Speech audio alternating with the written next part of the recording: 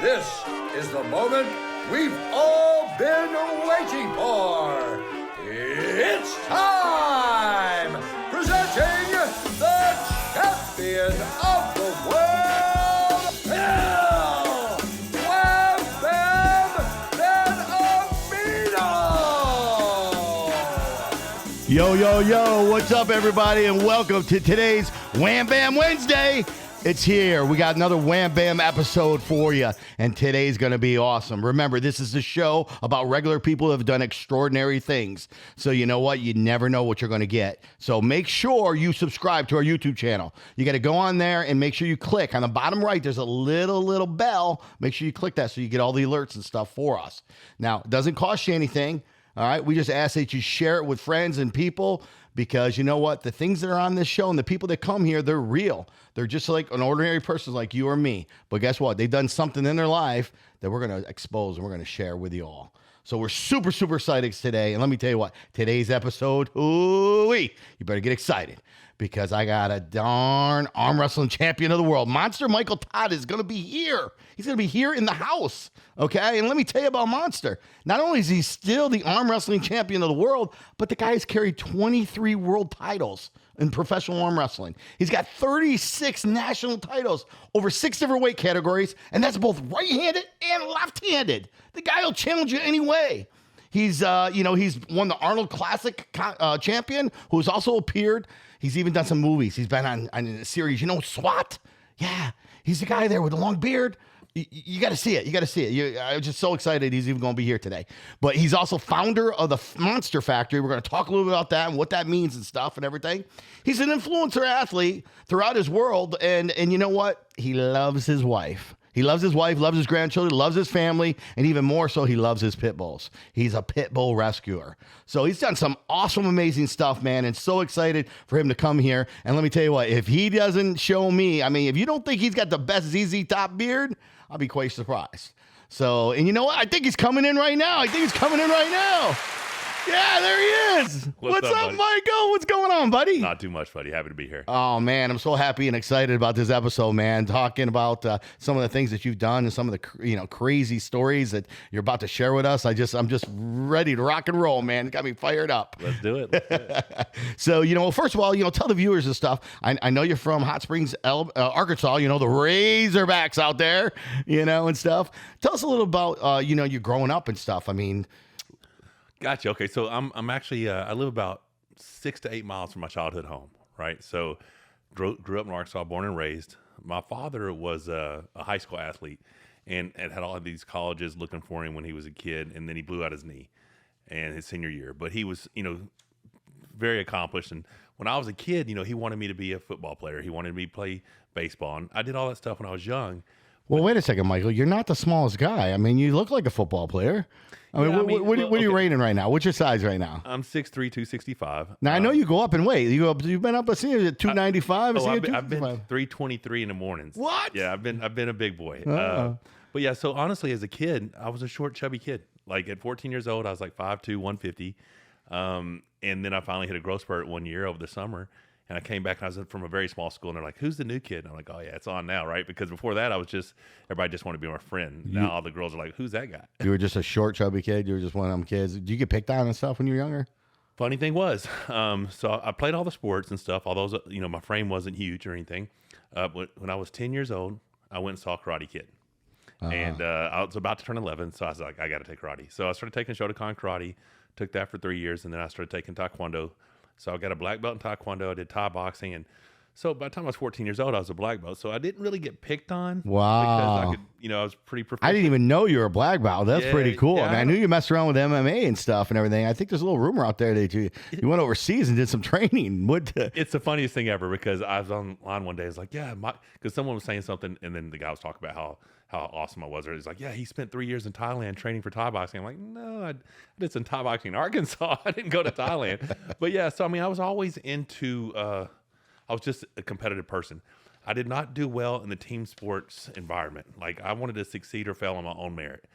as a kid, I always used to arm wrestle my father. Like I'd arm wrestle my dad. I'd get on the armrest of the recliner, and I'd try to arm wrestle him. Now, when you say kid, I gotta identify. Like, how old were you? 6, 7? Like, what? Probably, yeah, 5, 6, 7, 5, 8, 6. So you arm wrestled that. So that's just something that kind of was in the family. Man, I'm gonna tell you, when I was 14 years old, my 4'11" grandmother could beat me in arm wrestling. Come on. And outrun me in a 40-yard dash in grandma's shoes. Like I swear, like she was a beast. Oh man, I wish we had her. I need to get her here. I'm telling you, she was awesome. But yeah, so basically by the time I was a senior in high school, I could beat everybody in school. And at this point, I'd went from 5'2", 150 to 5'9", 135 to 6'1", 175. So my junior year, 6'1", 175. By the time I graduated, 6'3", 215. But I was at Votex. I went to English driver's ed in Votex. So I was at Votex for auto mechanics, and they look across the thing, and I'm in the cafeteria, and like, that guy over there's second in the state. I'm like, arm wrestling. So I go there, get on the cafeteria table, and I beat the guy. He's like, oh, you should go to this tournament. So that tournament ends up being the Saline County Fair, 1990. So almost 33 years ago. So I'm 2 months away from being 33 years since my first ready to go in a competition. Wow. And I went there, and I took third place in the 200-pound division. So I think I lost like 5 or 8 pounds to make weight, something like that. Now, let me ask you that. You know, when you talk about weight, so there are weight divisions in arm wrestling. So for the viewers out there that are listening in, don't know anything about that. Yeah, so you have to weigh in. You have to make weight. Absolutely. So as a super heavyweight, I don't really have to make weight anymore. Okay. But throughout the years, so back then this was just a wrist wrestling event. So you locked hands in the middle, you pin them to your forearm, and I went there. It was 150, 175, 200, 200, 201 and up. Right. So I cut those 6 or 7 pounds to make the 200-pound division. Took third place. Was not happy about it, but I loved it. I was hooked. Came back home, built a table, started holding tournaments at the boys' club. Now you're how old at this point? 17. So 17 years old, and you knew at that point in time this is something you want to pursue. Well, you kind of want to do this for a living. I had watched Over the Top when I was younger. Big Over the Top, yeah, little Rocky, huh? Little Stallone out there. And that's why I watched it, because I was a Stallone fan, not because I was an arm wrestling fan. It was only afterwards that I went back and watched it again. I'm like, oh crap, okay, so maybe this is a thing. So at the time, I thought that you could actually make a living arm wrestling. Well, let me ask you real quick, because let's talk about the Over the Top experience, because I know a lot of viewers have watched that and stuff. Yep. We all see him when he turns his hat around and he moves his wrist and he brings his fingers over and stuff. Right. Is that a thing, man? Or is that just movie? So turning the cap around isn't necessarily a thing that's going to make you stronger. There's not really going to be a switch that takes place. But you do have to turn your cap around to compete, because they don't want you to bill your opponent when you go forward. Because a lot of times, 2 arm wrestlers can come forward in a shoulder press technique and run into each other. Right. So there is a rule. You have to turn your ball cap around if you have a ball cap on. But the climbing of the hand is basically called rising and climbing your fingers to so that is a move. It is. It's a move. It's an outside move. It's not necessarily called over the top, but it's an outside form of arm wrestling. So you have 3 basic techniques. You have a hook and drag, you have a shoulder press, and you have a top roll, which is an outside move. And there's multiple variations of each technique. But yeah, so that I thought that movie was fake, because wrist wrestling is more just inside. And I'm watching this, I'm like, what the hell are they doing? That's not arm wrestling. Right. Turns out it was. Like, it was a different sport. So in 1990, I did my first event. Now here's where it gets crazy. I think every kid out there was arm wrestling at that point in time, because I remember I was in elementary school and stuff, and we'd be at the cafeteria and lunchroom where we're arm wrestling and stuff, and I'm trying to turn my head around backwards because there you go. I want to be Stallone, you know what I'm saying? I want to be the guy that wins. So my high school actually had 2 kids get their arms broke arm wrestling. Oh. Yeah, so snap, like just snap. Oh, humerus bone snapped, right? And people think it's the elbow. It's normally about 2 inches above the elbow. Just once the hand goes past the shoulder, you look away and bam, that's a torque that your bone's not conditioned for, and it'll snap. It's not common, but it does happen. But redneck from Arkansas, we always arm wrestle. It was a test of strength, whatever, right? Mm. And so in 1992, I graduated in 1991, went to college. College wasn't not really my thing, but it wasn't really so it's kind of like, I had other goals, right? And I didn't, college really wasn't it for me. And I got out, and then I was going to go back. So I had the opportunity. I went to this tournament August 1st. It's my first ever arm wrestling event. So arm wrestling was where you had hand pegs out the side, pin pads. Now let me ask you, how do you find these tournaments? Because obviously in college it's not a sport. Well, no. This years ago I used to get a flyer in the mail. Okay. So this is way before the internet, way before anything like that. Oh, okay. And you went to like a county fair, and hopefully the next year it was still there, or you went to your watermelon festival and hopefully it was still there. And so I went to this arm wrestling tournament August 1st, 1992, BJ's Country in Bossier City, Louisiana, and I was there, and I just showed up. I was working at Acme Brick, hacking brick back in the day, and I was a strong kid. But the first guy, I had no idea what I was doing because I was a wrist wrestler. This dude goes outside, top rows me, beats me, puts me on the B side of the bracket. Well, the guy who was also I met in the second round on the B side of the bracket, the guy had been training for 3 years to beat this guy. He beats him in round 1, puts him on the B side of the bracket, and I have to pull him because we both have a loss. Come to find out, it's the reigning national champion. So that was the first time that you actually face-to-face against a national champion. Oh, my God. Let's talk about that for a second. Like, what was that feeling like there? Well, I was pissed because I lost my first round. I'm like, dude, nobody beats me. How'd I lose? Well, I don't even know what that guy did. So round 2, this guy, the reigning national champion guy, it would have been easy for him to top roll me and go outside. But he went inside of my power, so he went into the hook. And I was a strong redneck, right? So he went into my power, back and forth, catches an elbow foul. Go back in it again, back and forth. I pin the guy. Well, the crowd goes crazy. Like, oh, my God, dude, you just put the national champion out of the tournament. I'm like, who? Who? I had no idea. Well, I had already. So this is where it gets fun. So that's where the monster came involved, Well, right? not quite yet. The monster came up later. But, yeah, so my mother and I had spoke. And my mother, parents got divorced when I was young. And I was always been a mama's boy, most important person in my life. And I could either go back to college or she's going to buy me a plane ticket to the national championships in McLean, Virginia, because I'd found out about arm wrestling and there's going to be a national champ. So I went to this tournament August 1st, and 4 weeks later was the national championships. So I told these guys at this tournament, I'm going to be at the nationals in 4 weeks. Well, they didn't believe. They'd never seen me before. I did just beat the national champ, but they'd never seen me before. Right. And I was in the 198-pound division, and 4 weeks later, I'm in the airport. I think it's here in Atlanta. No, it might have been South Carolina. I can't remember because it was Virginia where I was going to, so it was connection.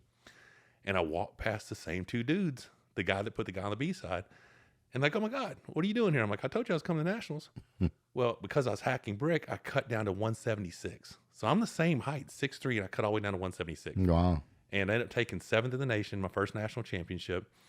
Super proud of that, right? Yeah, Like, it's cool. How many people entered? Oh God, it was 500 people in the event, but my class probably had 30 guys. Yeah. Okay. But they were all established arm wrestlers. I'm grown men. I mean, right. It's 1992. I'm 19 years old. So Right. Grown men. Now, let me ask you, did this tournament, did they pay out money, anything, or was it pro? What absolutely was not. Okay. They had cool awards, right? Awards, so, gotcha. Like I said, I was under the impression that there was going to be this big event in Vegas. Well, that didn't exist. That happened because of Over the Top, and they marketed the show, and they ended up having that event for the movie. That event didn't exist except for that 1 year. Gotcha, right? gotcha. So, like I said, there really was no money to make it.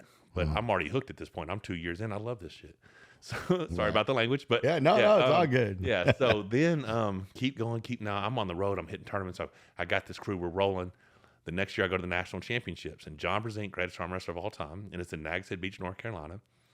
I go up to 210-pound division and I take third at that nationals. Well, then I go to the AAA nationals, which was sit down, and I missed the 198 division by like 6 pounds. So I pulled the 220s. I finished third in the nation there. So then I qualify for Edmonton, Alberta for the WAF World Championships. First ever World Championship. That's the big boy. 20 years old, and I finished 7th there. So 20 years old, 7th in the world in my weight category. That wasn't bad. Right.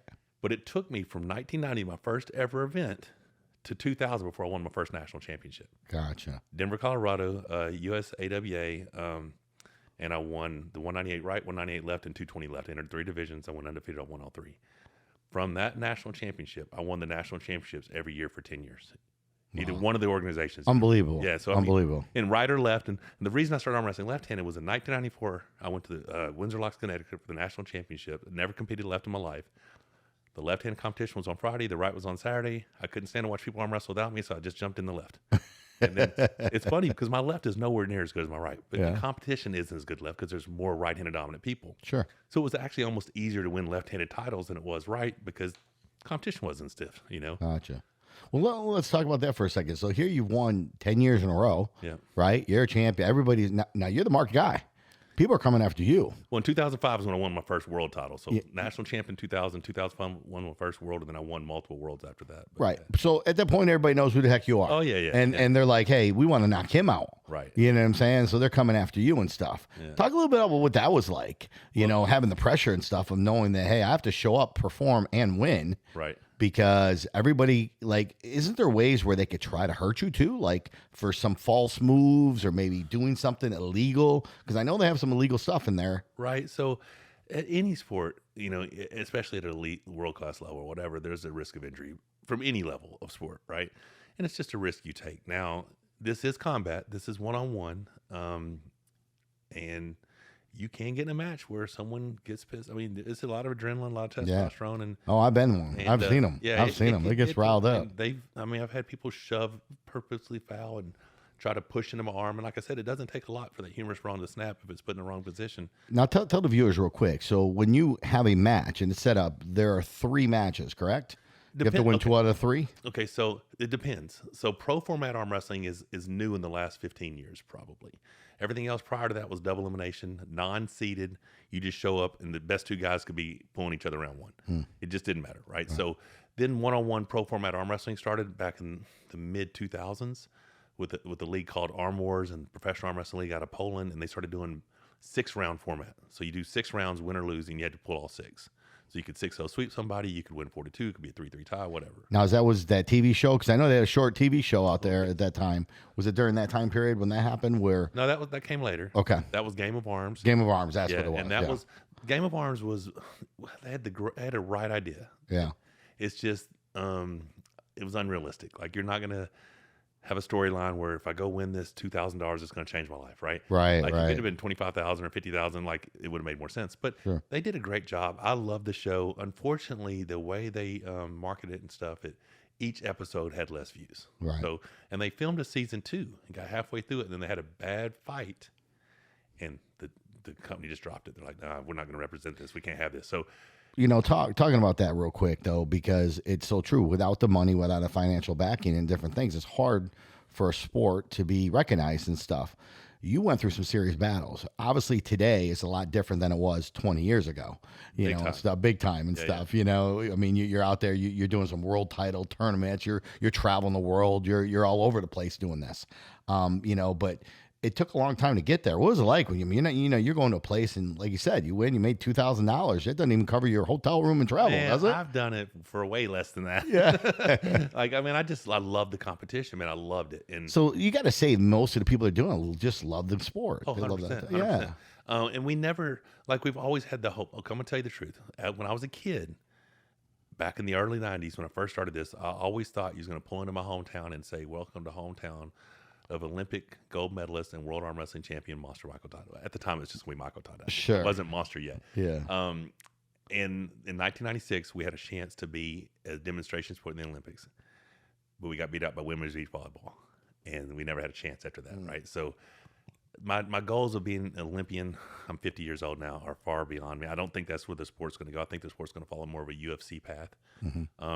But even there, it's going to take someone to come in and willing to not get a big return on their investment for several years. Yeah. If you come in, several people have tried to do it. Come in, throw a bunch of money at it, and then not see anything and then dump it, right? It's going to take character buildup. You're going to have to know, why do you want to cheer for me? Why do you want to cheer for my opponent? You have to have that behind the scenes to, you know, why you're invested in watching me win or lose or whatever. But I think a lot of that is just people knowing. Okay, because I got to be honest with you, like, if you know, meeting you and stuff, and going down there and actually watching, Right. you know, you compete, it was a whole different ball game. Big time. You know, where it's exciting. You know, it was exciting. It was, the adrenaline was rushing. You know, the crowd is exciting. You know, it was fun. It was entertainment. You know, where I think people think of arm wrestling, you know, a couple guys in a bar, you know, just trying to throw down and see who's the strongest or who's the toughest. And unfortunately, it's not always the case who's the strongest that wins. There's a lot of format. There's a lot of form, a lot of technique that goes into that. A whole lot of technique. And I think you actually created, you got, what was it, the King's move? Yeah. I mean, you made something super famous that a lot of people didn't understand, but I couldn't. I remember the first time I saw you laying down and your arm was all torqued and the guy's on you, and I'm like, oh shoot, this doesn't look good for him. And they're like, oh no, he's got him right where he wants him. Yeah. And you're just waiting, and eventually they get tired out and stuff, and then you just do your little thing and pin them, you know. And it just was like, how the heck did he just do that? Well, okay, so here's your story behind that. I did not create the King's move. I'm just the guy I'm the most prolific user of it, right? right? Because I've won the biggest matches. I defeated the unbeatable people that no one else could beat, and then they're like, throw me at them, because they figured I'd be able to do it, you know. And what happened was, so how I became Monsters, we're going to tell 2 stories here. In 2006, I had a world championship match at the National Arm Wrestling League in Vegas at Circus Circus. The announcer of the event was my roommate, and he's from the UK. And he hadn't seen me since I'd bulked up to, at the time, I had never been 250. And I'd got up to 250, had abs, jacked up. And he saw me coming out from the bath, had my shirt off, whatever, and he's on the phone. He's like, oh my God, Michael Todd's a monster. And the next day he announces me a Monster Michael Todd. So I've been Monster Michael Todd ever since because I just kind of got bigger, right? Right, so, yeah. Well, in 2000, it does fit. I'm not gonna lie. Well, it fits more now, probably. Bald head, beard. I kind of look intimidating. My wife likes this look. I would probably just... But it's funny, though, being a black belt, it wouldn't matter what size you were. And that's the funny thing, because I used to be 198. So I won national titles in 6 different weight classes. 198, 209, 220, 231, 242, and supers, right? Mm-hmm. When I was a 200, 220-pound guy, I was probably more dangerous because I was more proficient. As I've gotten bigger and stronger, I'm probably more deadly now because if I hit you now, it's going to hurt a lot worse. You know what I'm saying? So I don't practice as much. I do want to get back into it because I love it. I love combat sports. But okay, so I told you I won the national championships every year for 10 years, 2000 all the way to 2009, right? In 2010, I was in a world championship match defending my left-handed world title, heavyweight division, in London at Cine Combat. I knew my arm was messed up. I didn't know how bad it was messed up. I told him in the interview the night before, I said, as soon as they say go, my arm might come apart, but we're going to find out because I'm going as hard as I can as soon as they say go. Because I was going against a guy who people said had a better inside shoulder press than me. And I'm like, I've got the best shoulder press in the world. There's no way he can beat me. I hit him first. I looked at the camera. I was like, oh, yeah, I got this shit. Because I was perfect in position. I moved my shoulder just away an inch. That was it. Medial collateral ligament ripped off the bone, flexor mass rolled to the forearm, and elbow dislocated 6 inches. Horrific. Now, do you see a lot of injuries in Not this? that one. That's a very bad one. Gotcha. Like arm breaks happen, bicep tendons tear. My arm flopped the table behind me, just laying on the table. Yeah, it was bad. Yeah. So when that happened, this is the thing. This is what caused the King's move. When that went out, I could no longer drive inside because I had to let this arm heal, so I had to start pushing backwards. Well, because I had arm wrestled in such horrible positions for so long, winning the unwinnable match, because the match that everybody else would give up, I was just too stubborn to quit, and I'd find a way to win, caused multiple fractures in my right arm. So when my elbow came apart on my left, I had the doctor x-ray my right because I'd lost a lot of range of motion. The orthopedic comes back, it's like, oh my God, dude, I saw over 70 fractures in your right elbow. I'm like, what? He said, yeah, 70 different fractures I've seen occur and heal and re-heal in your elbow. I'm like, well, that explains why my arm won't come closer to my body. So people think the King's move is what caused my injuries. No, the King's move was a result of my injuries. Gotcha. So when most people would have quit, I just like, no, I'll just adapt. And I did adapt into this King's move, which became the most hated move in arm wrestling. I'll tell you why. There's a guy, Devin Larrett, who's probably the most famous arm wrestler in the world, and he'd gotten to be... Second famous. There you go. But he's very, very well known, right? And he had been at the right... Hold on. Didn't you beat him, though, in the World Championship? Well, this is where we're going here. So that's why I'm so hated. Because at the finals of the WAL in 2018, you were there here in Atlanta. Yeah. Everybody said I was the 2017 super heavyweight champ. He was the 2017 heavyweight champ. They were unifying the division. And so many people just assumed he was going to win. I'm like, dude, he's the skinny guy champ. I'm the super heavyweight champ. He's got to come beat me. So we went to war, right? And I ended up beating him 3-2, but I beat him by using the King's move. Well, because he had such a huge following, and that video got so many views, millions and millions of views, I caught so much hate for beating their hero, right? Right. So I became the villain all of a sudden. I'd never been the villain before, but I've basically held that villain thing up until recently. Now a lot of that hate has turned to, they're like, damn, this guy's just so committed. He won't quit. Yeah. Because I just recently tore my right bicep. Right. We're going to talk about that in a minute, so real quick. But first, we got to reach out. We got to thank our sponsors here. First of all, I want to thank Cost Plus Processing, who is the company that helps business owners nationwide eliminate up to 100% of their processing fees. You can call Merchant Services at their phone number at 1-855-391-9190. That's right. Call Cost Plus Processing. Mention this podcast. Get a special gift and learn how they can eliminate all your fees. That's 1-855-391-9190. All right, so let's get back into the show, Mike. So, we were talking about the King's move a little bit, and you were talking about being the villain and stuff. I mean, being a villain, I guess maybe that's why you got some movie time as well as, and stuff at that point. And so, I mean, you're such a nice guy. I mean, people that know you, that you're not a hateful person, right. But you are a competitor. And that's the one thing I can honestly say, and that stands out and stuff, is that you're not going to back down from anything. I think which it's a is quality that you and I both share. Yeah. Right? We don't do well losing. The That's last right. time, I mean, I think it was a few years back I was here and we got down there in the ping pong table. Oh, yeah, and that's right. Things got pretty serious. Yeah, we got heated up You know, there. yeah, listen, I mean, we don't like to lose. And that's why I didn't do well at team sports. Because I know I'm gonna try as hard as I could. Hmm. And if we didn't win, I'm like, dude, why'd you do that? I'd rather succeed or fail on my own merit. So one-on-one, whether it's ping pong, bowling, tennis, you just introduced me to pickleball. I mean, who knows? Like, I'm telling you, I'm a very, very competitive individual. And, like I said, I just recently had the right bicep tear. Yeah, so you know what? Let's talk about that real quick. I know it was a very traumatic scenario where it happened and how it happened. Right. Obviously, world champ now. You obviously you beat Devin back in the day and stuff. So you're still arm wrestling. There's that competition, that grit, that grind. There's a lot of new people coming up. You got some big people coming up. I mean, shoot, didn't you go over to Dubai and like arm wrestle with Thor and stuff like that? Like, yeah, he's a monster. You know what I'm saying? He's Stuff, a but big boy. He's a big boy and stuff. But he couldn't handle the King's move though, could he? Yeah, what's funny is because, like you said, there's a lot of technique involved. But at the core, it is a strength sport. You have to have the strength to execute the technique. People are like, oh, that guy's strong to you. I'm like, no, his bench press muscles are strong to mine. My arm wrestling muscles are highly developed, right? So even though Thor is a very strong individual, Eddie Hall is a very strong individual, all these people are freakishly strong. If they don't have the strength in the right muscle groups and they don't know how to execute the technique, it doesn't matter, right? Right. So they're very good at what they do. I'm very good at what I do, right? Right. But yeah, so I've been blessed through social media. My wife and I, we moved to Dubai and we trained Larry Wheels for 7 weeks and ended up playing top golf with Thor and arm wrestling with Thor and becoming friends with him and moved back home, did a nationwide tour in an RV. We raised like $100,000 in sponsors. So let's talk about that because I wanted to talk a little bit about that because I know you went in an RV and you traveled the world and you toured things, but you did it differently because you actually created events, okay, and you actually went to places and I think you challenged people. Everybody and anybody, and I'm not talking like you went to like a college football team. I think you did some things with where you didn't just arm wrestle one person, but you said line them up and arm wrestled everybody and stuff. Did you do stuff like that? Yeah. So we hit 48 states, did 20,000 miles in 5 months, and arm wrestled over 3,000 matches. Yeah, that's awesome. I mean, that's the way to get out there. Like that's just the hustle, right? You're grinding to show people, hey, arm wrestling's a tough thing and it's a cool thing. Well, it's fun when you line people up. Like I'm always up for charity. Like I arm wrestle, Yeah.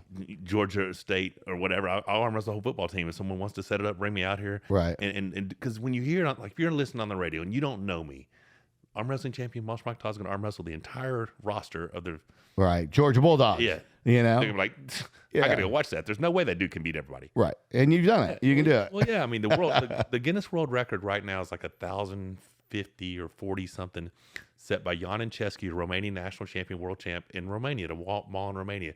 And I've been wanting to break that record forever. I just haven't had the right setup to do it yet, because you have to have enough people there that you can get 1,100 people to arm wrestle me. Right. So that's going to happen in the near future. I will have the Guinness World Record. I got a feeling it is just that you bringing it up, mentioning it. Yeah. I know you already got your eyes on it, so I wouldn't put it against you by any means. Yeah.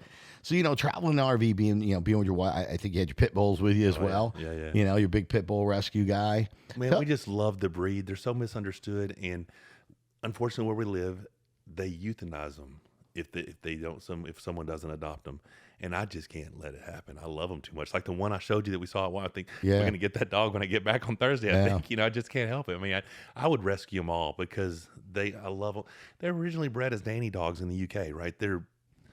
It's just how you raise them. If you so love funny those dogs, they will love you back tenfold. They're so misunderstood. And, I got a couple of really good friends. One here locally in Georgia, actually, John O'Gurtle and his wife Ashley. They rescue dogs. They sponsor themselves, their time and stuff to go down there and walk the dogs and feed them and stuff. But yeah, they get to that point where if they don't get adopted, they have nowhere to go. They're going to put them down. I hate it. And let me tell you what, it's been very, very special to watch them work through that and find these dogs homes. Right. You know what I mean? Because they're real. They're real people. And then my buddy back home in New York as well, AJ Frado, is the same way. He's just rescues these dogs left and right and stuff. There's so many out there. People don't realize.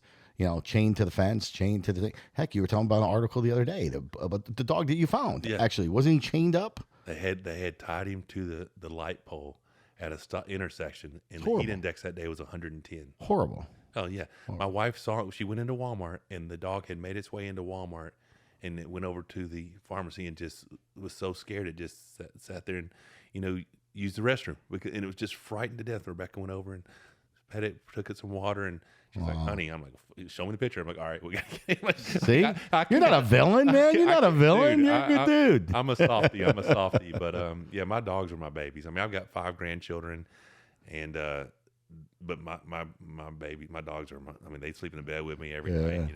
But yeah, that's awesome. That's awesome. So listen, I know you're up to some bigger things. You have the Monster Factory, and I mentioned it. I'm sure some of the viewers are wondering, what is the Monster Factory?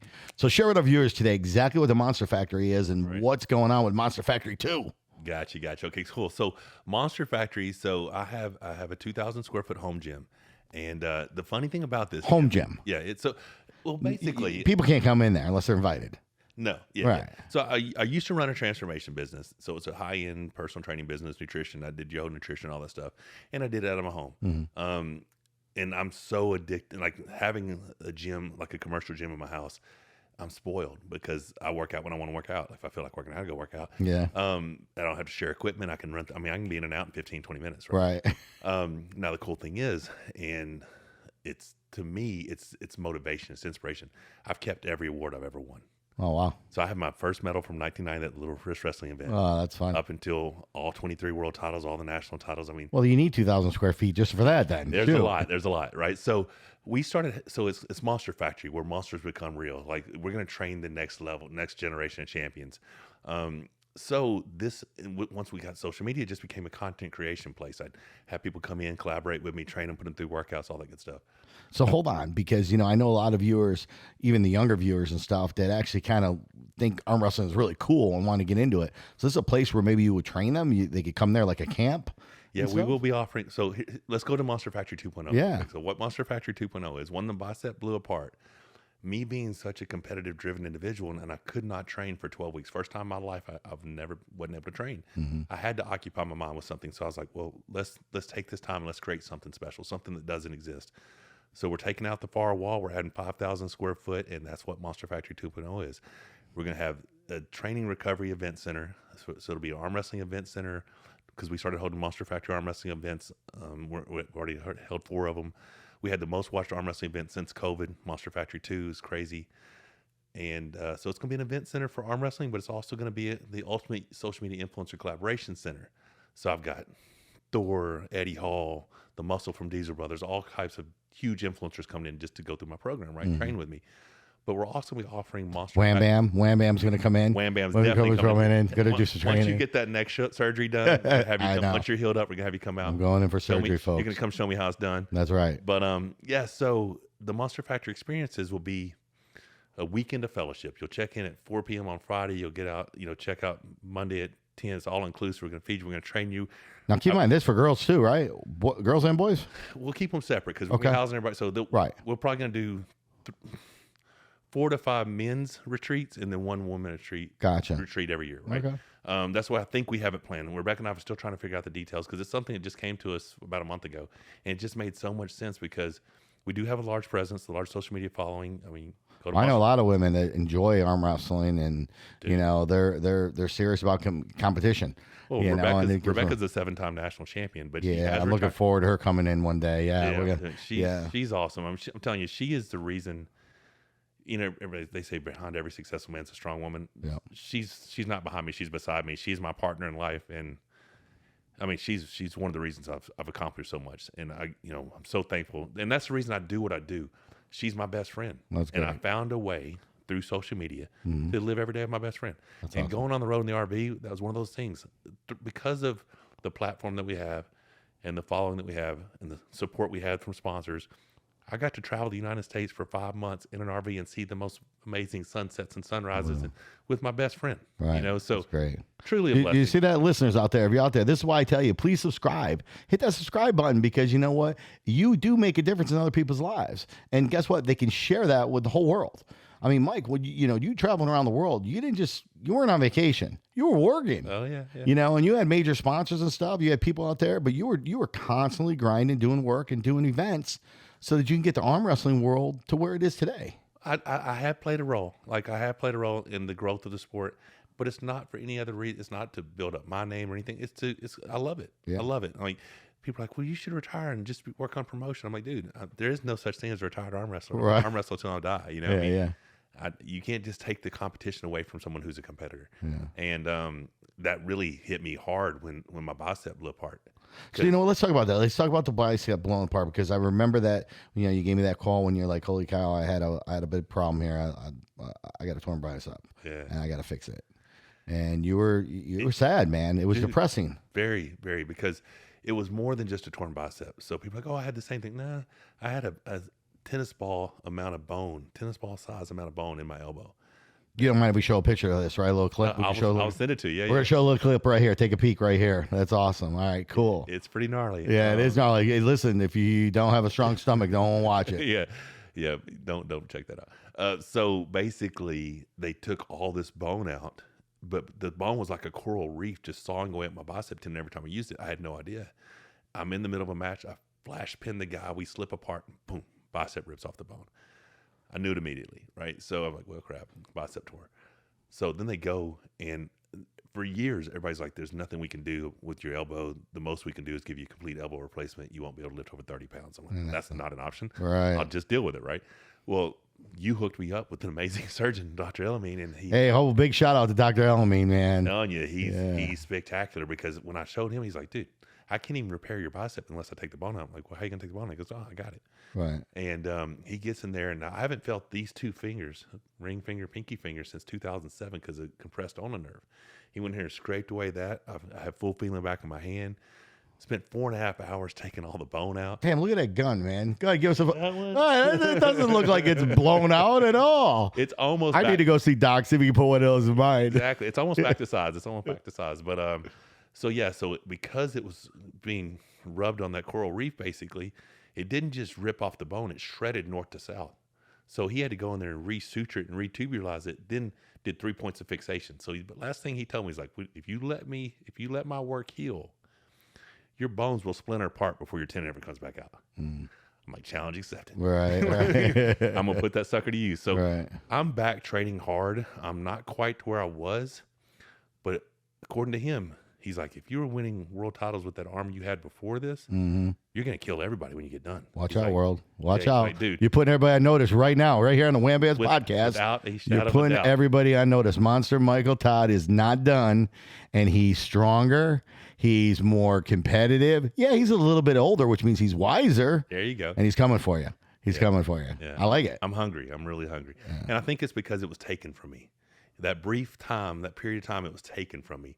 And then because of social media, people are like, oh, he's done. I'm like, I'm not a beer drinker, so it's like, hold my protein shake. You know, well, you got to think about it. I mean, you're 50 years old. You got a blown out bicep. You know, people ain't seen you now for 3 or 4 months. I've been at 33 years too. It's like I don't have anything else I have to accomplish. Right, that's what I'm saying. Things I want to accomplish. You know what I'm saying? So, yeah, it's fun, man. Round 2, baby. I don't hear no bell yet. That's true. You know, Mike, I do want to talk a little bit about some of the listener stuff. I want to talk about testing and stuff like PEDs. I want to talk about supplements. So like what are the rules and stuff? Because, you know, a lot of people, you see these bodybuilder looking people that are trying to arm wrestle and stuff nowadays, and they're getting stronger, they're getting bigger, they're getting solider and stuff. Is there testing and stuff with that? Are there some control over this? So I'm going to just completely transparent. Some of the leagues say there's testing. Some of the leagues have no testing. You know, it's kind of a bigger, stronger, faster world. Gotcha. But that never stopped you. You didn't care one way or another. Listen, man, I mean, I'm a big advocate of TRT and HRT. I mean, I'm 50 years old. So if it is going to improve the quality of my daily life, right, then I have no problem. I think most men over 35 should go get their checked. And if, you know, if you're women have been taking hormone replacement for years. I don't see why there's this stigma for men to do it. Now, if you're going to compete, if you're going to be on TRT or HRT and try to go compete in a tested event, then it's cheating. Right. Because you're trying to get away with something. Sure. But if you're on TRT or HRT and you're competing in an open, untested arena, you know. How about it? Exactly. So the difference is, in today's world, people want to win at all cost. And some people are willing to take years off their life just to have a title, you know. And I don't see this. That doesn't make sense to me. Like I said, I got 5 grandbabies. You know, Sure. I got my best friend I get to spend every day with. I don't want to shorten that. I don't want to right. make that. So if it's something that I can do to live a better daily quality of life, I mean, there's no replacement for hard work. That's right. There you go. I mean, people are like, oh, and the biggest misconception is so funny. And you may not like this comment that I'm about to make, but the biggest misconception is like, you're going to take this drug and you're going to get amazing results. You're going to be shredded. I'm like, dude, I've been a TRT for a decade and I've been fat and I've been fitness model and ripped. It's all comes from my nutrition and how willing and committed I am to that nutrition. And I've said this on different podcasts. If there ever was a drug that would allow me to eat whatever I wanted and have washboard abs, I would most likely take said drug. You know what I'm saying? But it doesn't exist. It's Right. a myth. It doesn't work. Right. Unless you're genetically gifted. Hard work and nutrition. Nutrition is the key. Macros. You got to have high protein, carbs, healthy fats, and consistency. Everything in life. It doesn't matter whether it's becoming a multimillionaire, successful businessman, professional athlete, whatever. It's setting short-term goals, reaching that goal, setting new goals, reach that goal, set the new goals, and be consistent. Consistent hard work pays off. Yeah, I always say that hard work, beats anybody that has the ability. If they're working, you can outwork people, and that's been a story of my life. I'm just gonna you might beat me, but you're not gonna outwork me, dude. I'm gonna try. The reason I'm good at tennis. I don't even tennis. What? Yeah. What? So even growing up as a kid, my buddy played college tennis, and he's never beat me. I've always beaten him, and it's because if I could return his serve, you got to want it more than me. That's right. And I will dive for that. I'll dive to make that volley. I'm going to hit it back.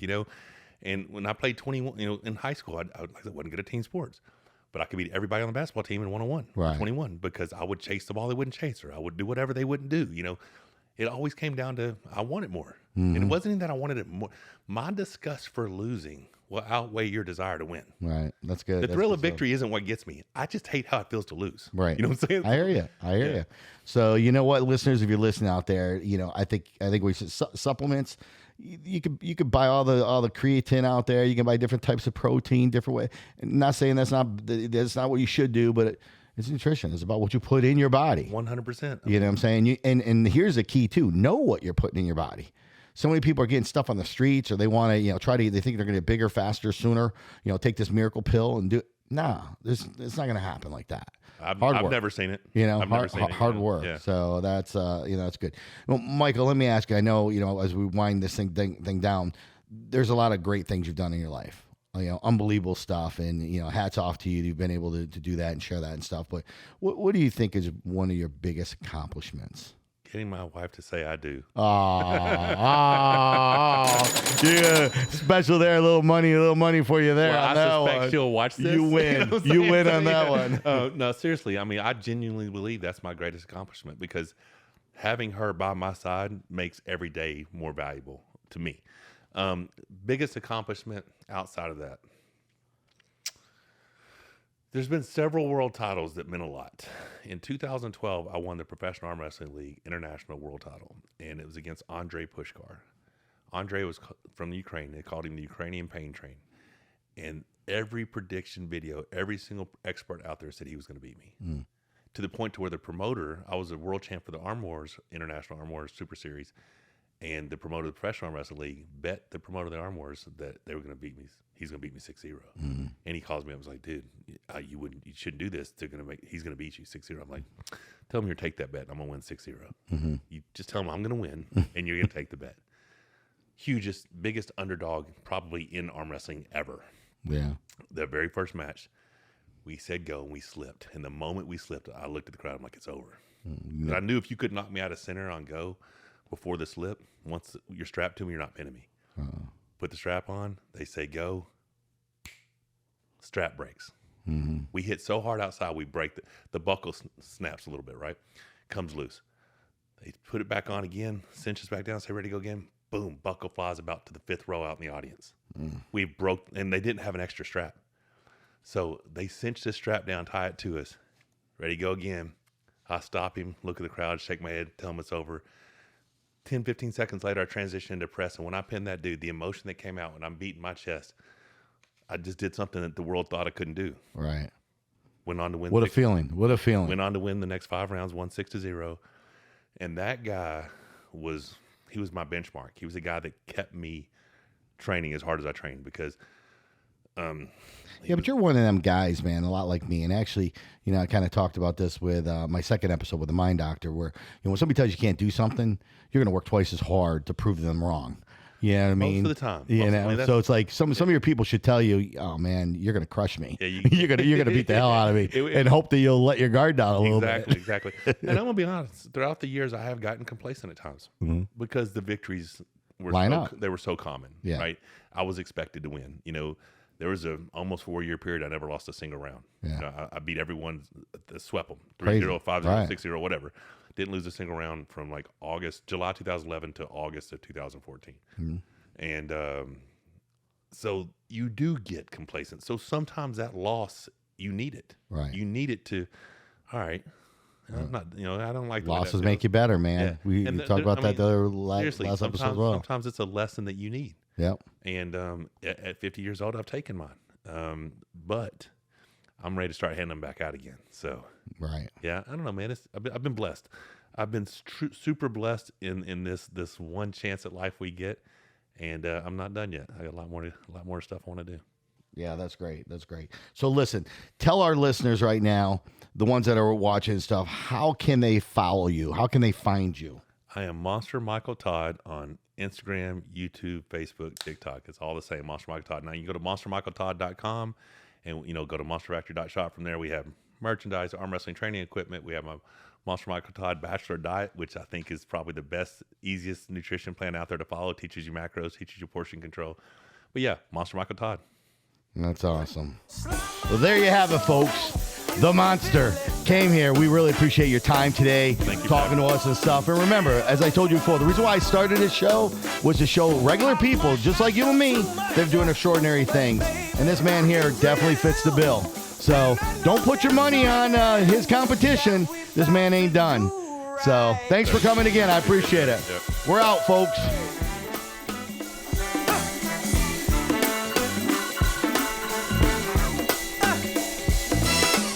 Remember to follow us, okay? Follow all of our following right here above. And subscribe to our YouTube channel. Make sure you hit that little alert button.